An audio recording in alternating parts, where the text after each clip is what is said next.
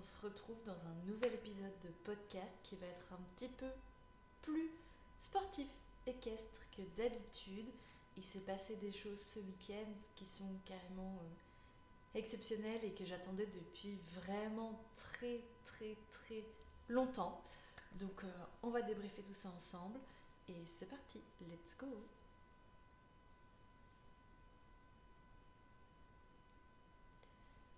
Ce week-end, pour la petite anecdote, je suis retournée frôler les pistes de concours officiels et c'était le premier concours officiel de Lucifer. Pour rappel, Lucifer, c'est mon cheval de sport que j'ai acheté à l'âge de 6 mois, qui est revenu chez moi à ses 1 an. Et je ne vais pas tout vous refaire l'histoire, mais il a actuellement 8 ans. Si l'épisode et l'histoire de Lucifer vous intéressent, je vous le mettrai juste ici dans le petit i et il ne vous reste plus qu'à aller l'écouter. Alors, l'histoire, c'est un peu particulier parce que moi, dans ma tête, je voulais faire le tour des 4 ans, des 5 ans, des 6 ans, et vous connaissez l'histoire maintenant. Et nous avons eu le Covid. Le Covid, ça a remis beaucoup de choses en place, ça m'a permis d'apprendre à finalement monter à cheval, alors que avant ça, j'étais sur des acquis qui n'étaient pas spécialement, on va pas se mentir, performants. Alors Lucifer, il me fait beaucoup remettre en question. Ça, c'est clair que je crois que c'est le cheval qui me fait le plus me remettre en question de tous mes chevaux confondus que j'ai eu sous ma selle. Et c'est pas du tout une mauvaise chose. Alors c'est clair que parfois je doute et parfois j'ai peur, mais cette échéance s'offrait à nous finalement. Et donc je me devais de simplement la saisir. Alors pourquoi j'ai décidé de partir en concours? Parce que j'ai quand même acheté ce cheval pour faire du sport, même si je respecte le bien-être animal et que je respecte le rythme de mon cheval, moi j'ai acheté ce cheval pour faire du sport et donc l'objectif c'est d'aller frôler les pistes de concours sur multiples disciplines. Nous avons 2 disciplines de prédilection, le CSO et le trek. L'année dernière, notre saison de concours est complètement tombée à l'eau suite à sa blessure. Et cette année, tous les feux sont au vert, donc fatalement, je ne veux pas m'en priver. Tout le monde est prêt, on va frôler les pistes de concours. Alors, pour la petite histoire, on avait loué la piste quelques semaines auparavant, histoire de le rassurer. Et spoiler alerte, cette chose n'a servi absolument à rien. J'y ai juste perdu 30 balles parce que les obstacles n'étaient pas les mêmes, que les conditions n'étaient pas les mêmes et que moi-même je n'ai pas été aussi bonne cavalière que je suis à la maison. C'est donc à ça que cet épisode va servir. J'ai envie en fait de me dire, j'ai pas du tout envie de prendre cette expérience comme un échec, même si la finalité, vous le verrez, n'était pas très glorieuse, mais plutôt comme une expérience. Lucifer, pour rappel, il y aura beaucoup de rappels, je crois, dans cet épisode. C'est le premier cheval que je débourre de A à Z. Il y a eu que 2 fois, peut-être 2 fois quelqu'un d'autre qui l'a monté. Pour le reste, j'ai tout fait toute seule avec des interventions de coach très limitées parce que je veux vraiment me prouver les choses à moi-même et je préfère être autodidacte que de me faire formater. Ça ne veut pas dire que j'ai la science infuse, je continue de m'informer en continu, mais ça fait un peu partie du jeu de je prends des cours mais de manière ponctuelle sur des choses à quand je vise un problème, je le règle et si je connais la solution, je vais chercher par moi-même la solution et on travaille derrière. Jusque maintenant, honnêtement, ça s'est plutôt bien passé. La finalité est que mon cheval est sain, on a une bonne relation et on s'en sort très bien. C'est pour ça que j'ai saisi cette opportunité de partir en concours. Ce concours se déroulait donc à quelques kilomètres, je veux dire moins d'une demi-heure en transport de notre écurie. Donc comme dit précédemment, en fait j'avais loué la piste avec une copine à moi quelques semaines auparavant, histoire d'aller lui montrer le lieu et le rassurer. Mais voilà, les conditions ont fait qu'on n'était pas du tout pareil. J'ai engagé 2 fois l'épreuve 60 cm. Alors vous attendez pas à des hauteurs de fou malade. Je suis jamais sortie en concours sur des épreuves plus hautes que 90 cm, je crois. De souvenirs comme ça, ma plus haute hauteur était 90 cm parce que j'en estime pas avoir le niveau et j'ai pas envie de cramer mon cheval. j'ai envie d'abord que mon cheval apprenne à s'amuser en concours avant d'aller challenger le, la hauteur. La hauteur pose plus de problème à l'heure actuelle, on s'entraîne bien plus haut à la maison, mais en concours, voilà, je préfère partir sur des toutes petites hauteurs, 60 cm, qui lui demandent absolument aucun effort physique finalement, mais qui lui demandent beaucoup d'investissement mental plus que de physique, parce que c'est quelque chose qu'il ne connaît pas. Si vous ne le savez pas, Lucifer est un cheval hyper sensible, et je pense que hyper sensible, même le mot est vraiment encore beaucoup trop faible. Donc Lucifer est un cheval très à l'œil, très émotif, et qui a je sais pas comment l'expliquer, j'en perds mes mots, ça ne va pas du tout correctement, mais genre quand il y a une émotion très haute, il a beaucoup de mal à redescendre, et c'est un peu pour ça que je voulais un peu nous challenger. Alors il faut savoir que Lucifer est un cheval qui tape, qui mord, que les paddocks en Belgique sont généralement tout petits, et que les épreuves de moins d'un mètre sont généralement réservées aux enfants, et donc des gosses qui ne savent pas spécialement les codes, et qui doivent régulièrement se faire remettre à leur place. Alors pour le coup, je tiens vraiment à remercier l'écurie, parce que les chefs de paddock étaient vraiment incroyables. Alors bien évidemment, moi j'ai fait tout ce qu'il fallait, hein. Il y avait le nœud rouge dans la queue et le nœud rouge sur son bridon, parce que Lucifer tape est mort. Donc depuis le Covid, il y a ce nouveau règlement qui dit que si le cheval mord, il faut également mettre un petit nœud ici sur son front à l'avant, chose que j'avais jamais faite avec mes chevaux précédents, mais voilà, c'est un petit nœud, ça ne change rien. Enfin voilà, ça ne demande pas plus de temps finalement. Donc nous, on était bien équipés à ce niveau-là, et Lucifer en a botté quelques-uns, mais pour le coup, je ne me suis pas prise de remarques, parce que moi j'étais plus que dans les règles. Ce sont les autres cavaliers qui avaient régulièrement des rappels en mode attention, nœud rouge, et en plus, jeune cheval, je crois qu'on était le plus jeune cheval de l'épreuve. Alors vous allez me dire pourquoi à 8 ans ton cheval ne tourne pas 120. Parce que mon cheval a été blessé, que j'ai pas le niveau, et que oui, j'aurais bien aimé clairement, mais d'un côté je me dis qu'il a que 8 ans, qu'il nous reste au minimum, si tout va bien, 10 ans devant nous pour faire la compétition, et qu'on aura le temps d'aller s'éclater sur des plus grosses épreuves bien plus vite. Alors on va un petit peu maintenant dire ce qui s'est passé sur ce concours. Donc comment on organise un concours? Déjà, c'est que j'ai pas mon propre transport, donc je loue un van. Je vais le chercher, c'est pas très loin, on s'organise, et il se fait que je dois être sur place au concours pour 8h30. J'arrive à 8h20 et je loupe la reconnaissance. Alors, il faut savoir que moi j'ai un bon background de concours, des officiels et des pas officiels. Donc, louper la reconnaissance, c'est pas quelque chose qui me stresse. En regardant 2-3 parcours, je suis large. À savoir que j'arrive toujours en concours avec un cheval clean, que j'ai plus qu'à repasser un petit coup de brosse sur le dos, histoire de réactiver la circulation sanguine, et le préparer. Donc ça me prend moins de 20 minutes pour le préparer. Et donc tout ça est prévu. Je suis donc arrivée sur place à 8h25 exactement, et comme tout le monde était prêt, je suis arrivée en fait quand le premier cavalier de la première épreuve, 40 cm, rentrait en piste. Donc j'ai regardé 3 parcours, et je me suis dit ok, c'est le premier concours de la saison. On est en tout début de saison en Belgique, la saison commence en avril, donc on était sur le 3e concours de la saison, et il y avait déjà un niveau technique qu'on retrouve pas en hiver, et donc je me suis dit ok, relativise, parce que c'est pas grave, parce que c'est des choses que tu sais faire. Et donc il n'y avait pas de grosses surprises non plus. Il y a un parcours un petit peu technique, mais pas des hauteurs qui demandent un effort physique à Lucifer. Donc je me suis dit ok, monte et ça va bien se passer. Il faut savoir que pendant 3 ans, j'ai monté Lucifer à l'éperon, et ici, depuis sa remise en route, j'ai décidé de ne plus les mettre. On travaille de manière beaucoup plus douce mais directe.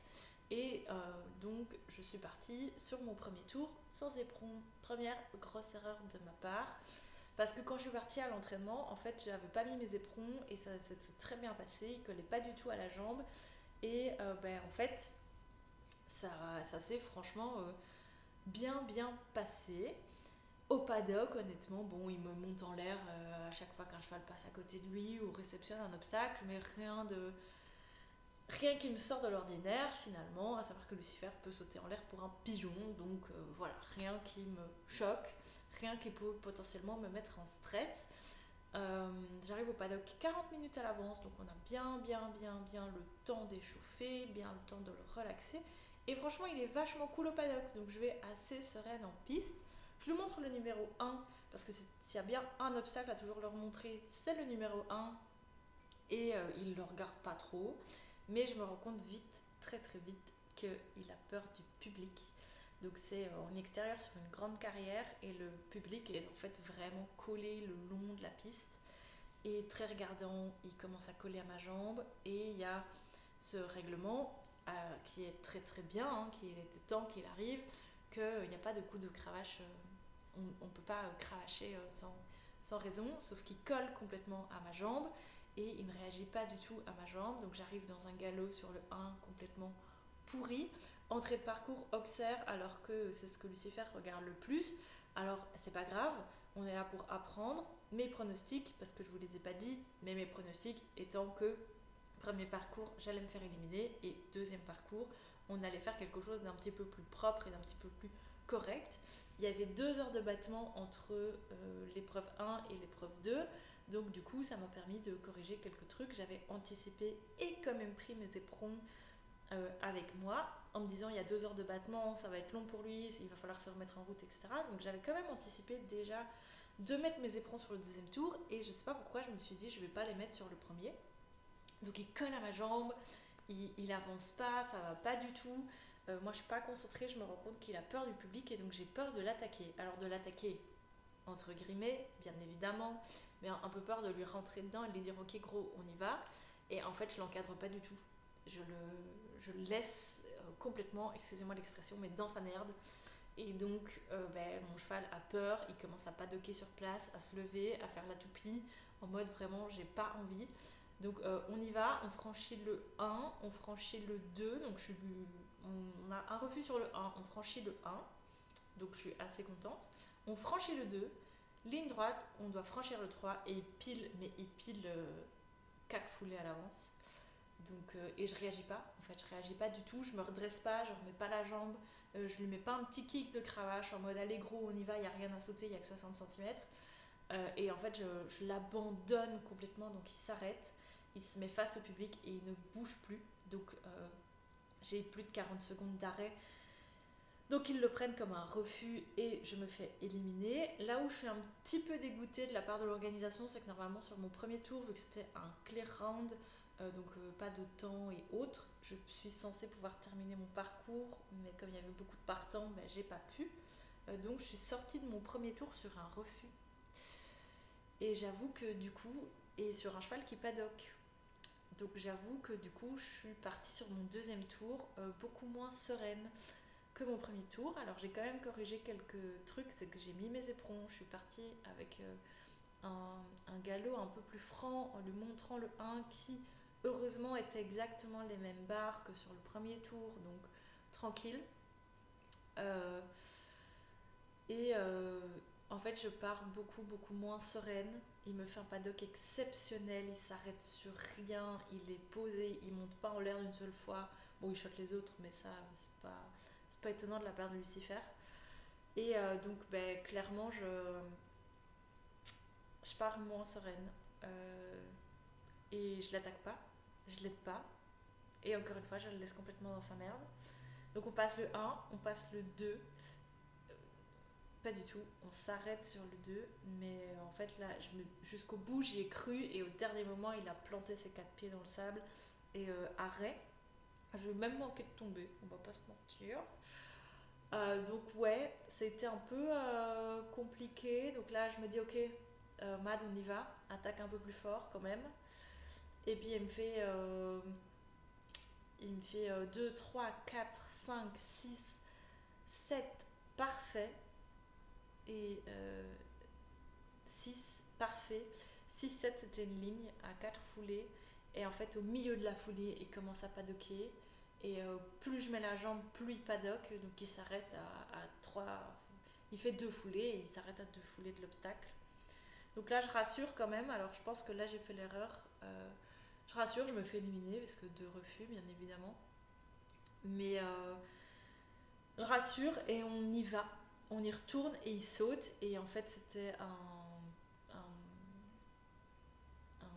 en 2 temps, un parcours en 2 temps. Donc je me fais éliminer, mais en fait, je termine quand même la première partie du parcours qui est une grande satisfaction pour moi parce que je sais maintenant ce que je dois corriger.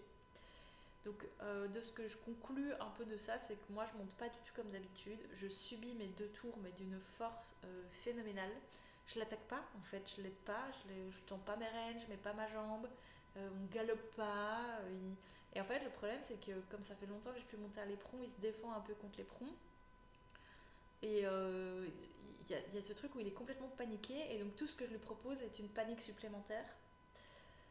C'est J'ai compris, j'ai analysé parce que j'avais des gens qui m'accompagnaient, donc j'ai regardé les vidéos, j'ai analysé les comportements de mon cheval. Alors les miens, bien évidemment, pas de rêne tendue, pas de jambes, pas de galop. Fatalement, je l'aide pas, il peut pas faire de miracle, c'est son premier concours. Il regarde, c'est un cheval émotif, on le sait. Euh, donc ouais, donc il y a ce truc où un peu, moi je monte mal. Du coup, il fait pas son taf, mais en même temps, je peux pas lui demander de faire son taf. C'est le premier, et si moi je l'accompagne pas, je ça peut pas l'aider, fatalement. Donc en conclusion, en vrai, je suis quand même contente parce que il a été exemplaire du début à la fin. Bon, ça a été un petit peu compliqué de remonter dans le van après, mais de nouveau un excès d'émotion, trop de trucs à regarder. On était garé dans un pré gigantesque, donc fatalement troquer un pré gigantesque où il peut brouter à volonté à rentrer dans une boîte avec du foin et de l'eau, bah bof, je pense que j'aurais pris la même décision que lui, clairement.